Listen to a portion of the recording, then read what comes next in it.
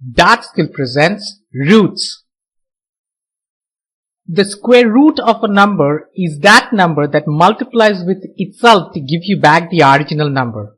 This is the square root symbol, and if I have, let's say, the number 4 under that symbol, it essentially means, can you please find a number that multiplies with itself, so the number times the same number, and the answer is 4. And obviously that number is going to be 2, because 2 times 2 is 4. Similarly, the square root of 9 is equal to 3, because 3 times 3 is equal to 9.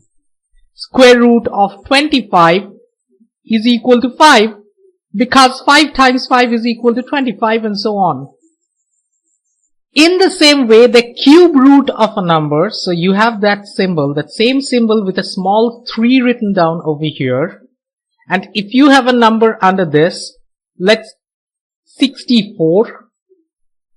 So essentially this time I want you to find a number that multiplies with itself 3 times. So the number times the same number times the same number, and the answer is 64. So in this case the answer is going to be 4, because if you do a 4 times 4, which is 16, multiply 16 with 4, you get 64. The cube root of 125. Can you think of a number that multiplies with itself 3 times? And the answer is 125. Well, 5 times 5 is 25. 25 times 5 is 125. Therefore, this answer is 5. And like this, you can have the square root. Obviously, we don't write the number 2 here. If you don't see a number, it implies square root.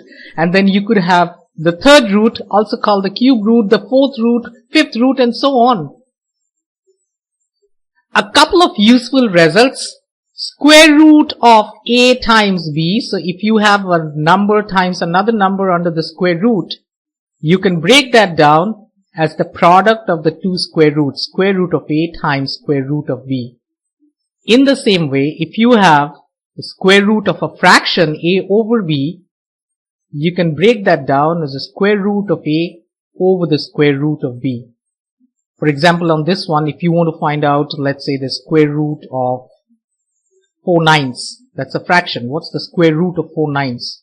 This is going to be equal to the square root of 4 on the top over the square root of 9 on the bottom. And square root of 4 is 2, square root of 9 is 3, so this is 2/3. If you multiply 2/3 with itself, 2 times 2 is 4, 3 times 3 is 9, you get 4 ninths.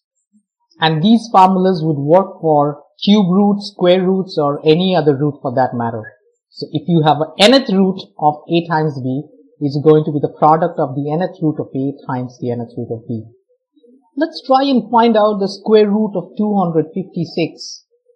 Now the idea is, when you see a big number whose square root you do not know by default, you want to break this down into its factors. Maybe all the way up to its prime factors, I would say, if you cannot figure that out.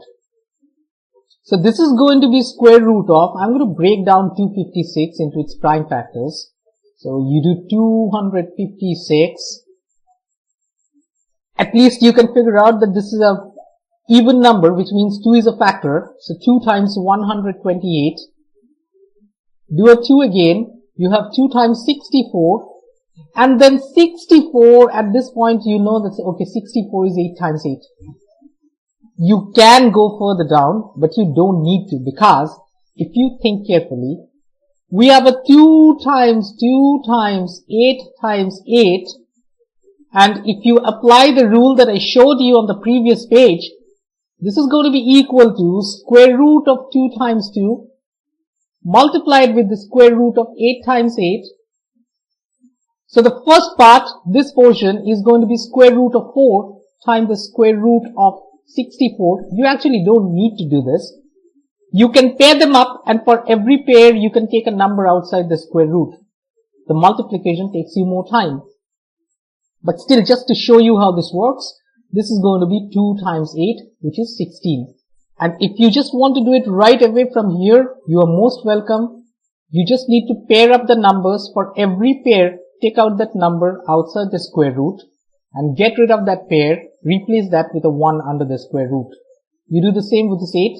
So you have a 2 outside and an 8 outside, and a whole bunch of ones inside. And what's the square root of 1? What times itself is 1? The answer is 1.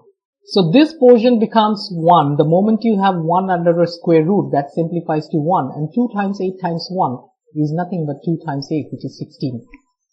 So the idea is to pair up factors under the square root. If it's a cube root, you want to group them in threes. So you need 3 2's to take 1 2 outside and replace all of that with a 1 if this were to be a cube root. So for square roots, you group them by 2's. For cube roots, you group them by 3's and so on.